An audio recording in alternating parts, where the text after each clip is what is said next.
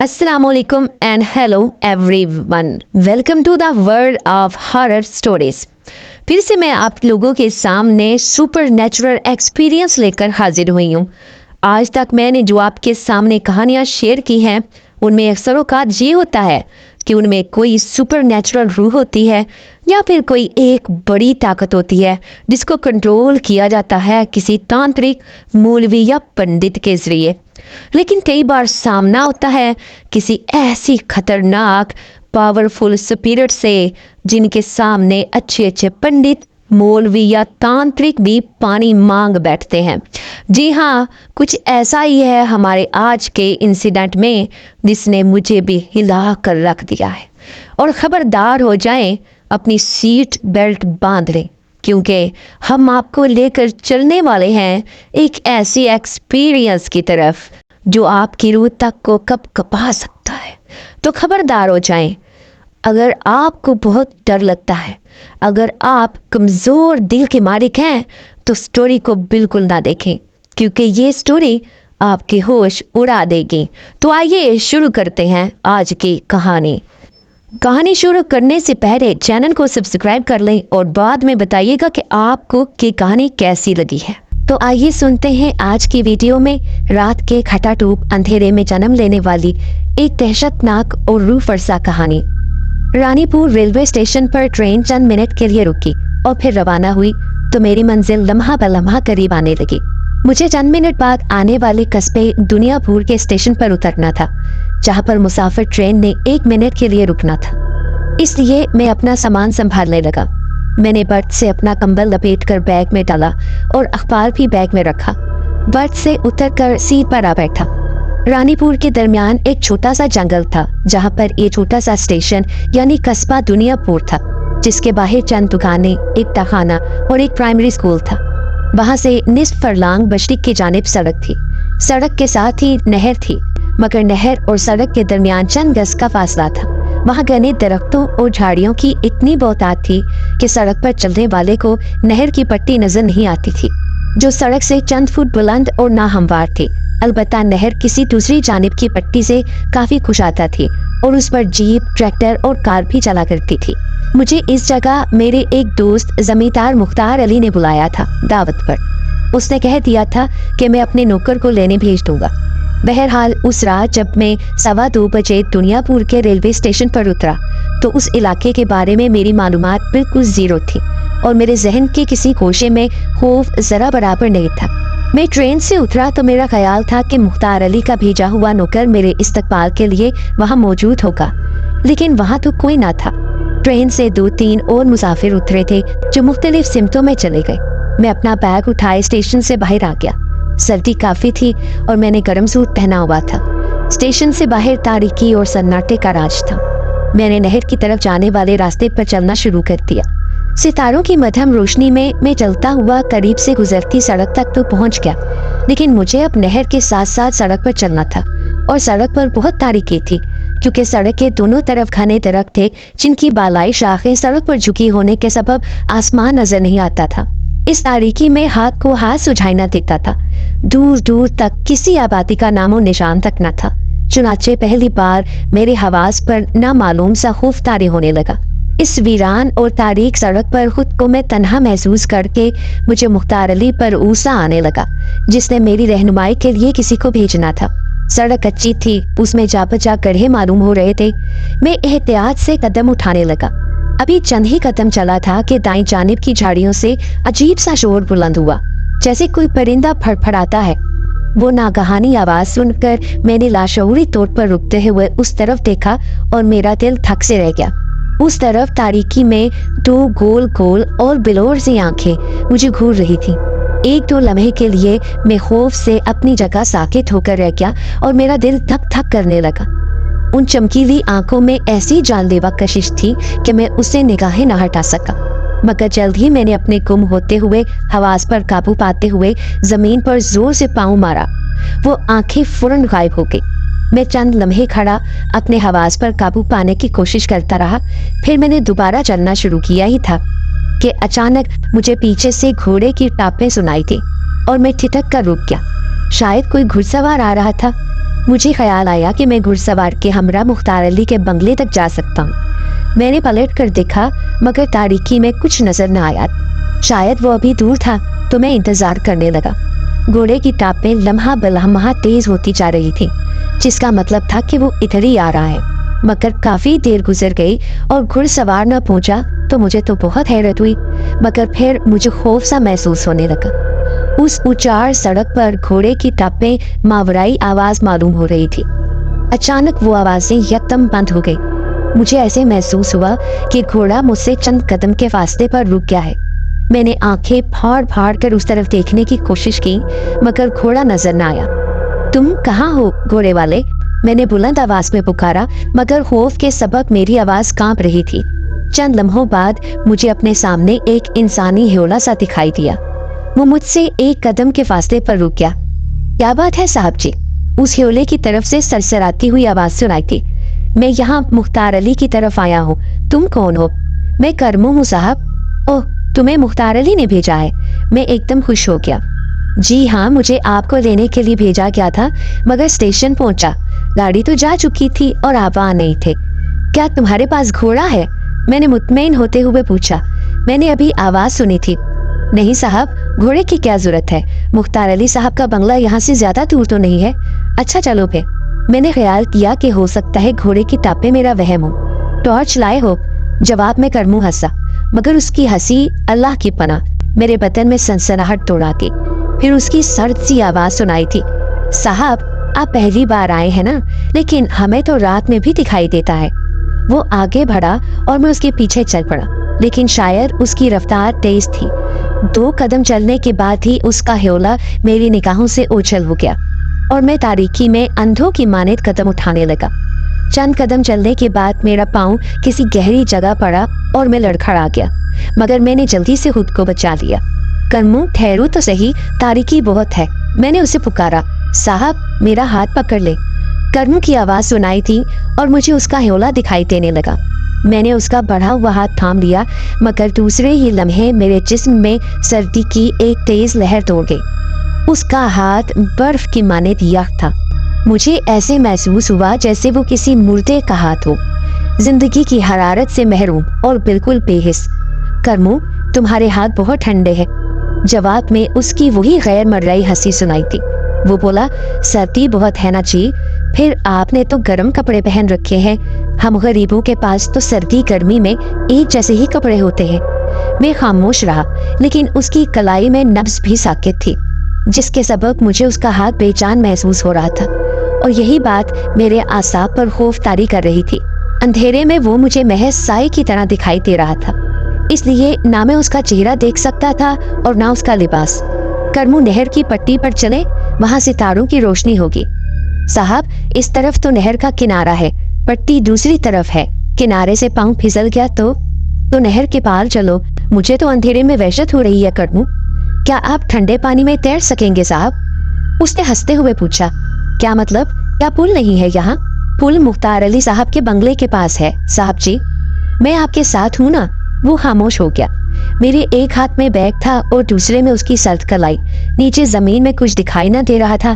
اچانک مجھے ہلکی سی آواز سنائی تھی جیسے کسی نے سرگوشی کی ہو، لیکن الفاظ میری سمجھ میں نہ آ سکے۔ پھر میں نے دوسری سرگوشی سنی۔ الفاظ اب بھی سمجھ نہ آئے، لیکن آواز کرمو کی محسوس ہوتی تھی اور اس میں غصے کی آمیزش تھی۔ پھر اچانک ہی کرمو کا ہاتھ میرے ہاتھ سے نکل گیا۔ میں نے اس کے ہاتھ کو دوبارہ پکڑنے کی کوشش کی مگر میرے ہاتھ میں کچھ نہ آیا۔ اس کے ساتھ ہی مجھے تیز تیز سرگوشیاں سنائی دینے لگی اور میں خوفزدہ ہو کر وہیں رک گیا۔ اندھیرے میں اب کرمو کا ہیولا بھی نظر نہ آ رہا تھا مگر وہ سرگوشیاں مجھے 2 قدم کے فاصلے پر محسوس ہو رہی تھی۔ یوں لگتا تھا جیسے 2 افراد کسی معاملے پر دبی زبان میں جھگڑ رہے ہوں۔ ان میں سے ایک آواز کرمو کی معلوم ہوتی تھی مگر دوسرا کون تھا؟ یہ سوچتے ہی میرے بدن کے مسامات نے پسینے اگلنا شروع کر دیے کہ کرمو کے علاوہ بھی یہاں کوئی موجود ہے جس کے وجود سے میں بے خبر ہوں۔ خوف سے میری دھڑکنیں رکنے لگیں۔ میں اندھیرے میں آنکھیں پھاڑ پھاڑ کر دیکھنے کی کوشش کرنے لگا۔ کرمو، تم کہاں ہو؟ اس دوسرا کون ہے تمہارے ساتھ؟ میں نے پکارا تو خوف سے میری آواز کانپ رہی تھی۔ کرمو کی طرف سے مجھے جواب نہ ملا، البتہ سرگوشیاں ایک دم بند ہو گئی تھی۔ اس کے ساتھ ہی مجھے یوں لگا جیسے میرے قریب ہی کوئی بھاری چیز گری ہو۔ मैंने जल्दी से नीचे देखा मगर नजर कुछ ना आया। मैंने दोबारा फंसी फंसी आवाज में करमू को पुकारा। मुझे फिर किसी चीज के गिरने की आवाज सुनाई थी। यूं लगता था जैसे उन दोनों में से कोई जमीन पर गिरा हो। साथ ही मुझे तेज कराही सुनाई थी और खौफ की शिद्दत से मेरे रोंगटे खड़े हो गए। करमू, मैं दहशत ज़दा होकर चीखा, किससे लड़ रहे हो तुम? घबराए नहीं साहब जी, इस खबीस को भगा दिया है मैंने। मेरे करीब से ही एक आवाज बुलंद हुई मगर वो आवाज करमू की नहीं थी। तुम कौन हो? दीनू कुम्हार, उसने हंसकर कहा। आपको लेने आया हूँ साहब जी, मगर करमू को तुमने क्यों भगा दिया? तुम्हें किसने भेजा है? वो मेरा दुश्मन था। बहरहाल मुख्तार अली के बंगले तक मैं आपको ले जाऊंगा। आइए, इधर अंधेरा है। अभी मुख्तार अली का बंगला कितनी दूर है? मैंने खौफजदा लहजे में पूछा। बस करीब ही, 1 फरलांग का फासला है। ये बस मेरी लाठी पकड़ ले और चलते रहे। इसके साथ ही मेरे हाथ से कोई चीज टकराई। मैंने उसे टटोला। वो किसी पतली सी लकड़ी का सिरा था। मैंने उस लाठी को पकड़ा और कदम उठाने लगा, लेकिन मेरा खौफ दूर नहीं हुआ था। दीनू का ह्योला मुझे नजर तक न आ रहा था। सर्द हवा की सरसराहट और दरख्तों की शाय शाय के सिवा कोई आवाज न सुनाई दे रही थी। थोड़ी देर बाद मुझे कहीं दूर से किसी दिए की मध्यम लो दिखाई थी। मैं समझ गया कि बंगला करीब आ गया है। मैंने जो लाठी पकड़ रखी थी उसका रुख उस रोशनी की जानिब था। उसके साथ ही अचानक मुझे खौफ का एक झटका लगा। लाठी का दूसरा सिरा दीनू के हाथ में और हाथ में हाथ, और वो मेरे आगे आगे चल रहा था। मगर दूर जलते चिराग की लो और मेरे दरमियान कोई चीज हायल नहीं थी, जबकि लाठी का सिरा मेरे पेट की जानिब था और इस पोजीशन में दीनू को मेरे बिल्कुल सामने यानी आगे होना चाहिए था, मगर वो नहीं था। अगर होता तो मुझे चिराग की लो नजर न आती। इससे मुझे दीनू की गैर मौजूदगी का एहसास मजीद दहशतज़दा करने लगा और मैं रुक गया। दीनू, तुम कहाँ हो? मैंने लाठी को हरकत देते हुए पूछा, जो बदस्तूर तनी हुई थी। मैं आपके आगे हूँ सरकार। दीनू की आवाज सामने से आई। मगर तुम मुझे नजर क्यों नहीं आ रहे?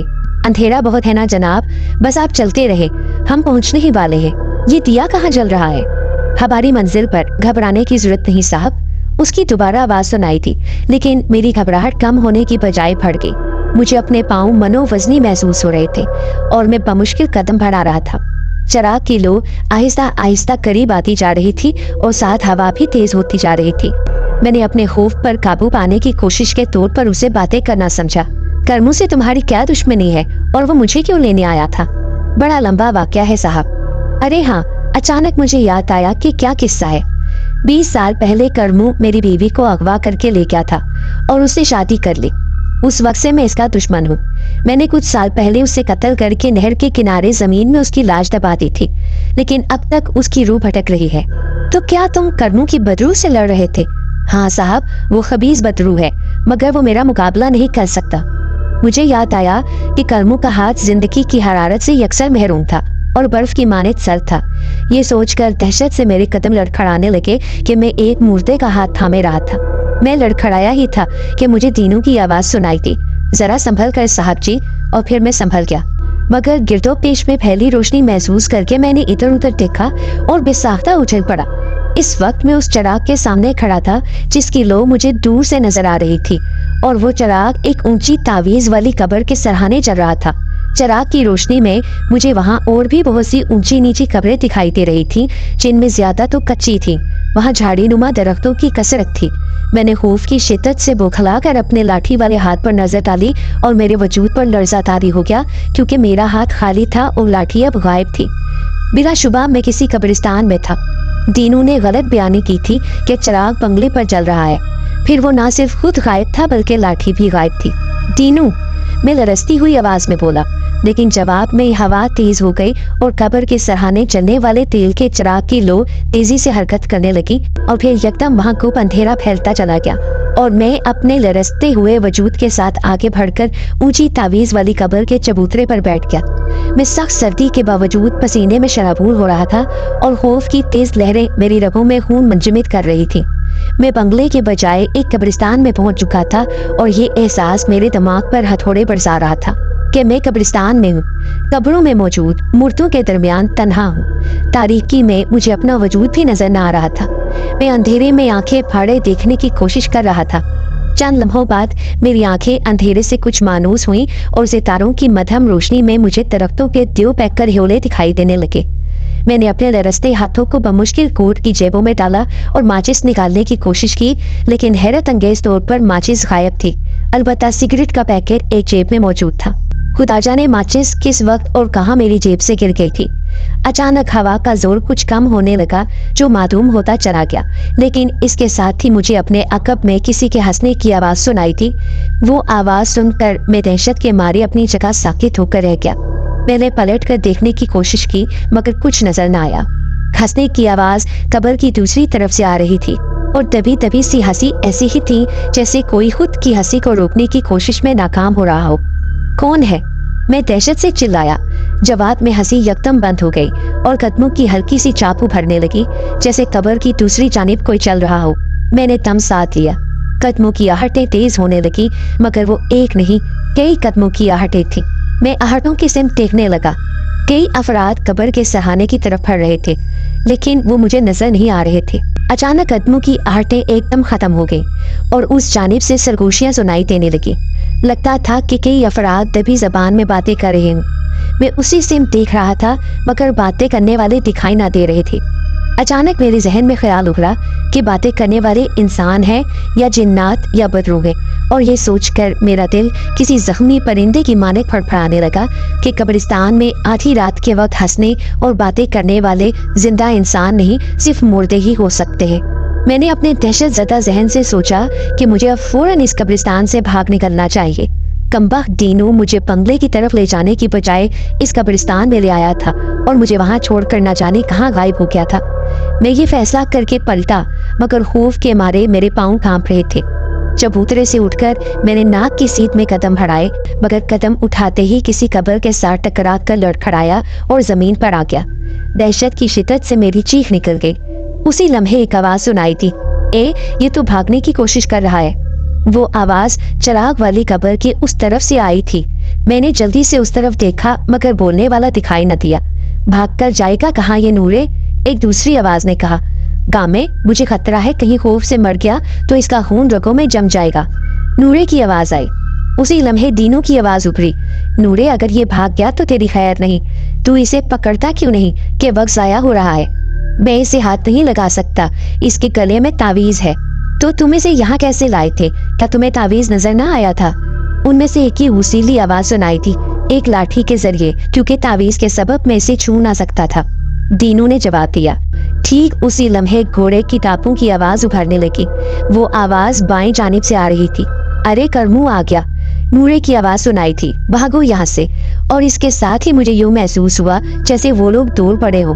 گھوڑے کی ٹاپیں دائیں سمت سے اٹھ رہی تھی اور لمحہ بلمحہ تیز ہوتی جا رہی تھی مگر میرے اندازے کے مطابق وہ کم از کم 100-150 قدم کے فاصلے سے آ رہی تھی۔ یہ ٹاپیں میں نے اسٹیشن سے کچی سڑک پر آنے کے بعد سنی تھی مگر وہاں کرمو مجھے گھوڑے کے بغیر ملا تھا جبکہ ان کے مطابق کرمو آ رہا تھا، گویا گھوڑے کی ٹاپوں کا اور اس کا کوئی تعلق تھا۔ بہرحال اس کی آمد کا سن کر ایک تو لمحے کے لیے میرا خوف کسی قدر کم ہو گیا تھا۔ ٹاپیں قریب آتی جا رہی تھی اور میں سوچ رہا تھا کہ اس بار پھر یہ دونوں آپس میں لڑ پڑیں گے۔ اچانک مجھے دینو کے الفاظ یاد آئے کہ اس نے کرمو کو قتل کر دیا تھا اور اب کرمو کی روح بھٹک رہی ہے۔ یہ خیال آتے ہی مجھ پر دہشت نے ایک بار پھر حملہ کر دیا مگر اسی لمحے گھوڑے کی ٹاپیں ایک دم ختم ہو گئیں اور اس کے فوراً بعد سامنے والی اونچی قبر کا بجھا ہوا چراغ خود بخود روشن ہو گیا۔ صاحب جی آپ ٹھیک تو ہے نا؟ مجھے پیچھے سے کرمو کی سرد آواز سنائی تھی۔ تم کہاں چلے گئے تھے کرمو؟ میں آواز کی سمت پلٹتے ہوئے بولا اور الفاظ میرے حلق پہ ہی پھنس کر رہ گئے۔ مجھ سے چند قدم کے فاصلے پر چراغ کی مدھم زرد روشنی میں ایک انسانی جسم کھڑا تھا۔ وہ سر تا پا سفید کفن میں ملبوس تھا۔ اس کے سر پر کفن کا پلو اس کے چہرے پر کافی حد تک جھکا ہوا تھا جس کے سبب روشنی اس کے چہرے پر نہیں پڑ رہی تھی لیکن اس کی چمکتی آنکھیں دکھائی دے رہی تھیں۔ یہ وہی بلوری آنکھیں تھیں جو میں نے سڑک پر ایک جھاڑی میں دیکھی تھی۔ یقیناً یہ کوئی مردہ تھا۔ اسے دیکھ کر خوف کے مارے میری ککی بن گئی اور جسم خزاں رسیدہ پتے کی مانند کانپنے لگا۔ تم کون ہو؟ میں ہوں جی، اس کی آواز پھر سنائی دی۔ اس کے ساتھ ہی وہ میری طرف بڑھنے لگا۔ مگر تم تو لاش ہو۔ ہاں صاحب، اس دنیا میں سب لاشیں ہیں، وہ رکے بغیر ہنستے ہوئے بولا مگر اس کی ہنسی بہت خوفناک تھی۔ تم بے جان مردہ لاش ہو۔ میں پیچھے ہٹتا ہوا ایک قبر کے ساتھ جا ٹکرایا۔ پھر کیا ہے سرکار، لاش زندہ ہو یا مردہ لاش ہی ہوتی ہے نا، आप ही जिंदा लाश हैं। वो मेरे बिल्कुल करीब पहुंच गया। मैं खौफ से चिल्लाया, ठहरो, आगे मत बढ़ो। सरकार, मुझसे डरने की जरूरत नहीं, मैं तो आपका नौकर हूँ, आपका खिदमतगार हूँ। वो दीनू आपको धोखा देकर यहाँ लाया था, मगर शुक्र है मैं यहाँ जल्दी पहुँच गया, वरना वो आपको मार डालता। वो खून आशाम है, हमेशा ताज़ा खून चूसता है। वो मुझसे 2 कदम के फासले में रुक गया। तो क्या तुम खून नहीं चूसते? ना जी, मैं ऐसा नहीं हूँ। वो फिर खौफनाक अंदाज में हंसा। मैं ऐसा काम नहीं करता, वरना अब तक मुख्तार अली चौधरी का खून पी चुका होता। आइए आपको बंगले में ले चलूं, देर हो जाएगी, फिर उस दीनू का भी भरोसा नहीं। मुझे देखकर वो भाग गया है, मगर हो सकता है कि वो छुप कर वार करे। कर्मों की दहशत से मेरी रगों में खून खुश्क हुआ जा रहा था, लेकिन उसकी बात सुनकर मेरे खौफजदा जहन में न जाने कैसे ख्याल आ गया था कि खून आशाम दीनू से बचने के लिए मुझे कफन पोश कर्मों के साथ ही चल देना चाहिए। और इसकी बातों से भी यही जाहिर होता है कि वो खून आशाम नहीं है। चुनाचे मेरा खौफ 5-10% तक कम हो गया कि कर्मों से मुझे कोई खतरा नहीं, और बंगले पर पहुंचने के लिए इस होलनाक कब्रिस्तान में वही एक वाहिद सहारा था। मैंने सोचा, अगर मैं बंगले तक ना पहुंचा तो फिर भी कम से कम मैं खून आशाम बदरूहों के इस मुकाम से तो निकल जाऊंगा। मुझे खामोश पाकर कफन पोश कर्मू नागवार लहजे में कहने लगा, क्या सोचने लगे साहब जी, जल्दी कीजिए, मुझे सोना भी है। नूरा भी मेरे इंतजार में जाग रही होगी। ये नूरा कौन है कर्मू? मैंने चौंकते हुए पूछा। रास्ते में बता दूंगा सरकार, मेरे पीछे चलिए। उसकी आवाज सुनाई थी, फिर वो बाईं जाने मुड़कर चलने लगा। मैंने बमुश्किल खुद को संभाला और लड़खड़ाते कदमों से उसके पीछे चल दिया। मुझे मालूम नहीं कि वो कब्रिस्तान कितना लंबा चौड़ा था।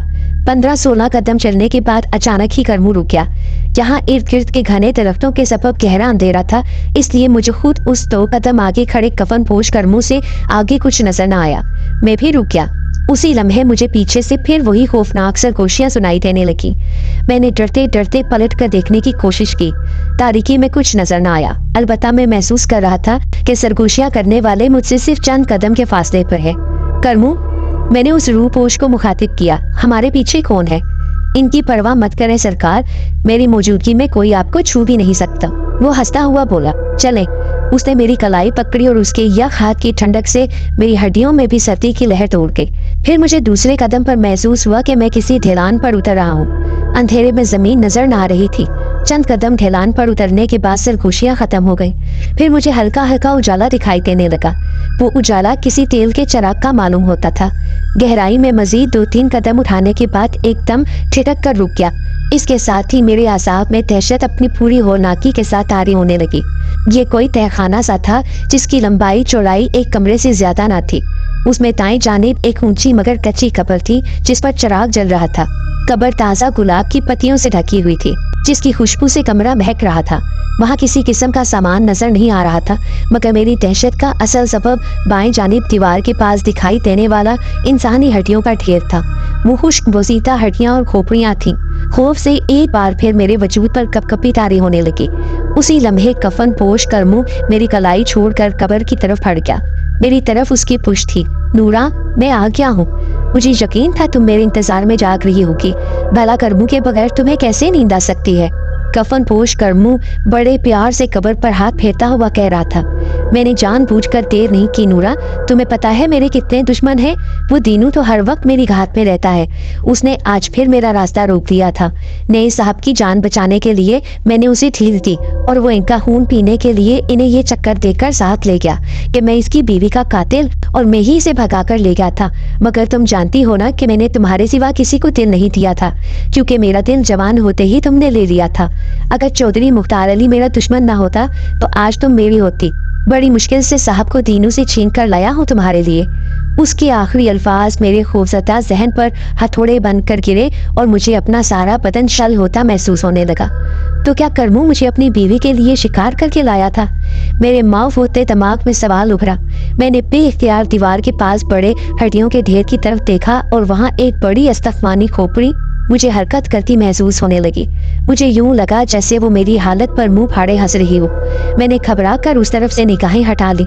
कर्मू की कफन पोश लाश मेरी हालत से बेनियाज बड़ी अकीदत और मोहब्बत से नूरा को बता रही थी, मेरी जान देखो तो सही, नियाज साहब कितना खूबसूरत गबरू जवान है। इसकी गर्दन पर तो महज गोश्त ही गोश्त है। मैं जानता हूँ कि मेरी सुस्ती की वजह से तुम पूरा हफ्ता भूखी रही हो, इसलिए मैं आज तुम्हारे लिए मोटा ताज़ा जवान लाया हूँ। इससे तुम्हारी सारी भूख मिट जाएगी। कर्मू, یہ تم مجھے کہاں لے آئے ہو؟ یہ کس کی قبر ہے؟ قبر نہیں سرکار، تہ خانہ۔ یہ میرا گھر ہے، نورا کا گھر ہے۔ یہ ہمارا وہ گلشن ہے جسے وقت کی آندھی نے اجاڑ دیا۔ مگر نورا کون ہے، کہاں ہے؟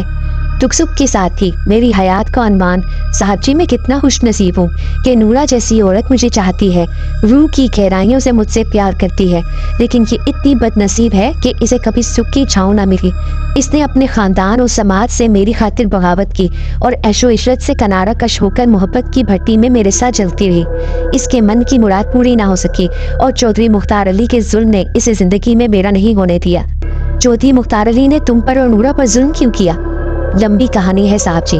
میری نورا کو بھوک لگی ہے، وہ پہلے ہی مجھ سے خفا ہے۔ اسے آج غذا نہ ملی تو مجھ سے ہمیشہ کے لیے منہ موڑ لے گی۔ پتہ نہیں کہاں چلی گئی ہے جو جواب ہی نہیں دے رہی۔ شاید میرا انتظار کرتے کرتے سو گئی ہے یا میری تلاش میں باہر کہیں بھٹکتی پھر رہی ہوگی۔ اس کے جواب پر میں چونکا اور میرے ذہن میں سوال ابھرا کہ کیا نورا بھی بدرو ہے؟ اچانک تہ خانے کی خاموش فضا میں کسی کی گہری سانس سنائی تھی۔ میں نے بکھلا کر چاروں طرف دیکھا مگر اس کفن پوش لاش کرموں کے علاوہ اور کچھ نہ تھا، جو میری طرف پشت کیے قبر کے پاس کھڑا تھا۔ گہری سانسیں مسلسل ابھر رہی تھیں، یوں لگ رہا تھا جیسے کوئی ہانپ رہا ہو۔ پوری طرح میں سہم گیا اور میرے ذہن میں چھائی دہشت میں ایک دم اضافہ ہو گیا۔ میں لڑکھڑاتے قدموں سے پیچھے ہٹا مگر کسی سے ٹکرا گیا اور خوف کے مارے میری چیخ نکل گئی۔ مجھے یوں لگا جیسے میرے پیچھے کوئی انسانی جسم موجود تھا جس سے میری پشت ٹکرائی تھی۔ میں لڑکھڑاتا ہوا تہ خانے کے فرش پر گر گیا۔ اس سے پہلے کہ میرے حواس بالکل ہی جواب دے جاتے مجھے ایک نسوانی آواز سنائی دی۔ کرمو، تم کہاں تھے میری زندگی کے مالک؟ اتنی دیر لگاتی تم نے آنے میں؟ بھلا کوئی اپنے محبوب سے اتنی دیر بھی دور رہتا ہے؟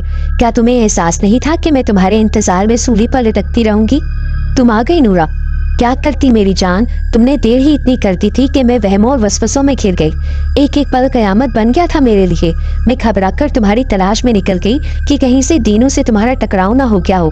میں نے اسٹیشن تک تمہیں تلاش کیا اور تم نہ ملے تو حویلی چلی گئی، یہ سوچ کر کہیں انتقام کی آگ نے تمہیں اپنے مجرم کی طرف جانے پر مجبور تو نہ کر دیا ہوگا۔ وہ پراسرار نسوانی آواز یقیناً نورا کی تھی، مگر اب وہ میرے پیچھے کی بجائے قبر کی سم سے سنائی دے رہی تھی۔ میں تہ خانے کے فرش پر بیٹھا اس کی آواز سن رہا تھا جو مجھے نظر نہیں آ رہی تھی، اور خوف سے میرا بدن پسینے میں تر ہوتا جا رہا تھا۔ قبر پر رکھے چراغ کی لو بالکل ساکت تھی اور اس کی زرد روشنی میں مجھے قبر کے پاس کرموں تو نظر آ رہا تھا، مگر اس کا سایہ فرش پر نہیں پڑ رہا تھا۔ شاید بدروحوں کا سایہ ہوتا ہی نہیں نورا، انتقام کی آگ تو ہر وقت مجھے جھلسائے رکھتی ہے، مگر مجھے پہلے تمہاری غذا کا انتظام کرنا تھا، اس لیے حویلی نہیں گیا۔ حویلی جاتا تو آج تم بھوکی رہ جاتی اور شکار کو دینوں لے جاتا۔ اس نے کچھ دیر کے لیے شکار پر قبضہ کر لیا تھا اور اسے شکار واپس لینے کے لیے مجھے ترکیب لڑانے میں دیر ہو گئی، ورنہ میں تو کب کا یہاں پہنچ گیا ہوتا۔ بس میں نے کہہ دیا مجھ سے زیادہ دور نہ رہا کرو، ورنہ کسی دن تمہاری نورا ہمیشہ کے لیے تم سے جدا ہو جائے گی۔ مجھے تمہاری ایک پل کے لیے جدائی منظور نہیں۔ اچھا، آئندہ تمہیں کوئی شکوہ نہیں ہوگا، وعدہ پکا وعدہ۔ یہ کون ہے کرمو؟ یہ مختار علی کا مہمان ہے، کیا تمہیں پسند نہیں آیا؟ میرا خیال ہے تمہارے لیے 2 دن کافی رہیں گے، تیسرے دن پھر اس کی جگہ کوئی نیا شکار آ جائے گا تمہاری بھوک مٹانے کے لیے۔ واہ، کتنا خوبصورت اور موٹا تازہ ہے۔ آج سے پہلے اتنا موٹا تازہ شکار مجھے نصیب نہیں ہوا۔ تم میرا کتنا خیال رکھتے ہو کرمو؟ اسے تو دیکھ کر ہی میرے منہ میں پانی بھر آیا۔ جی چاہتا ہے کہ ایک ہی بار میں ختم کر لوں، مگر میں اسے کئی دن چلاؤں گی، مزے مزے سے استعمال کروں گی۔ کاش تم بھی کچھ چکھ لو۔ نہیں رانی، اگر مجھے اس کا چسکا پڑ گیا تو میرے لیے کون شکار کرنے جائے گا؟ کیوں، میں کس لیے ہوں؟ تم حکم تو کرو، میں روزانہ تمہارے لیے تازہ شکار لاؤں گی۔ اچھا چھوڑو ان باتوں کو نورا، کھانے کی تیاری کرو، وقت بہت کم رہ گیا ہے، ورنہ کل رات کا انتظار کرنا پڑے گا تجھے۔ پھر وہ پلٹا اور میری طرف بڑھا۔ اب روشنی اس کی پشت کی طرف تھی، اس لیے مجھے اس کا چہرہ نظر نہ آیا، لیکن مجھے اسے اپنی طرف بڑھتے دیکھ کر ہی میری رگوں میں خوف سے خون منجمد ہونے لگا۔ میں سمجھ چکا تھا کہ اب میرا حشر بھی ان لوگوں جیسا ہونے والا ہے جن کی ہڈیاں اور کھوپڑیاں دیوار کے پاس جمع تھیں۔ دہشت کے مارے میرا وجود بری طرح کانپنے لگا اور حلق خشک کانٹا بن گیا۔ کرمو، میں کھکی آیا۔ ہاں سرکار، میری نورا کئی دن سے بھوکی ہے۔ میں بھلا کیسے برداشت کر سکتا ہوں کہ میرے ہوتے ہوئے وہ بھوکی رہے؟ مگر میری آواز حلق میں پھنس گئی۔ دہشت کی شدت سے میں مزید ایک لفظ بھی نہ کہہ سکا اور کرمو میرے قریب آ گیا۔ साहब आप तो जानते हैं ना कि गैरतमंद शोहर वो होता है जो बीवी को घर बैठे रोटी कपड़ा मुहैया करे। मुख्तार अली को खतरा था कि मैं इसकी ऐशो इशरत में पली बेटी को खुश नहीं रख सकूंगा।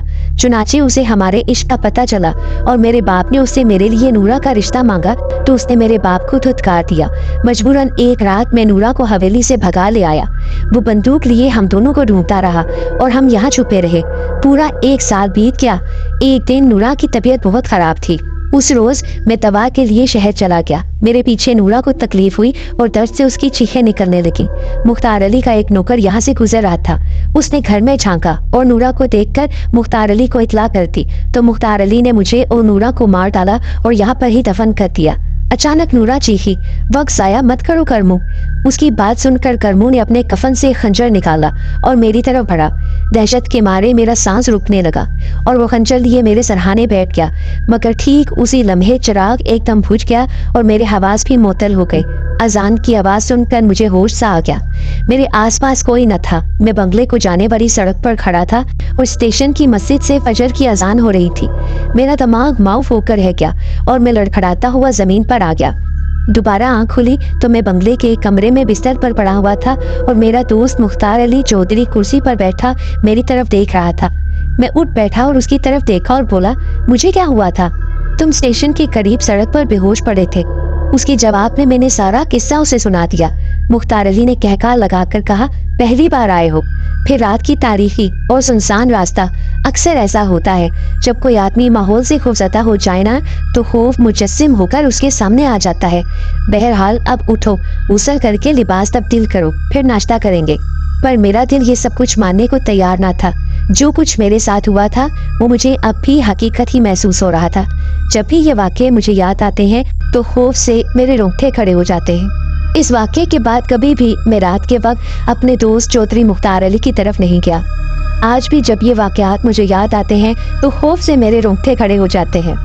उम्मीद करती हूँ व्यूअर्स आपको आज की कहानी बहुत अच्छी लगी होगी। इसलिए जाने से पहले एक अच्छा सा कमेंट करें कि आपको ये वीडियो कैसी लगी है और साथ में ही चैनल को सब्सक्राइब करने के साथ साथ वीडियो को लाइक भी कर दें।